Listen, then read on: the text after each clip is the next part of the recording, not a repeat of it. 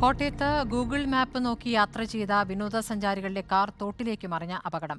ഹൈദരാബാദ് സ്വദേശികളാണ് കുറുപ്പുംതറ പാലത്തിന് സമീപമുണ്ടായ അപകടത്തിൽപ്പെട്ടത്. കാറിലുണ്ടായിരുന്ന 4 പേരെയും നാട്ടുകാർ രക്ഷപ്പെടുത്തി. മണിക്കൂറുകൾ നീണ്ട പരിശ്രമത്തിനൊടുവിൽ കാറും പുറത്തെടുത്തു.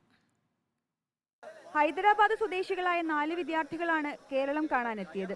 മൂന്നാർ സന്ദർശിച്ച ശേഷം ആലപ്പുഴയിലേക്കുള്ള വഴിമധ്യയാണ് അപകടമുണ്ടായത്. ഗൂഗിൾ മാപ്പിട്ടാണ് ഇവർ സഞ്ചരിച്ചത്.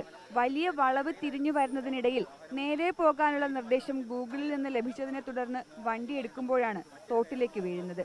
കനത്ത മഴയുണ്ടായിരുന്നതിനാൽ റോഡിലെ വെള്ളക്കെട്ടാണെന്നാണ് ആദ്യം കരുതിയത്. പിന്നീട് കാർ പൂർണ്ണമായും മുങ്ങി. ആദ്യം ഒന്ന് അങ്കലാപ്പിലായെങ്കിലും 4 പേരും കാറിന്റെ ഡോർ തുറന്ന് നീന്തി കരയിൽ കയറി. This way showing in the Google map. That's why we came here. Otherwise, why we will come in this route? By Google Maps, we are another states. How we know the route? So Google Map only, na. We came for trip Kerala. പുലർച്ചെ 4 മണിയോടെയായിരുന്നു അപകടം അറിഞ്ഞെത്തിയ നാട്ടുകാർ വാഹനം കരയ്ക്കു കയറ്റാൻ ശ്രമം നടത്തിയെങ്കിലും നടന്നില്ല. പോലീസും ഫയർഫോഴ്സും ട്രെയിൻ എത്തിച്ചാണ് വാഹനം പിന്നീട് വലിച്ചു കരയ്ക്കു കയറ്റിയത്.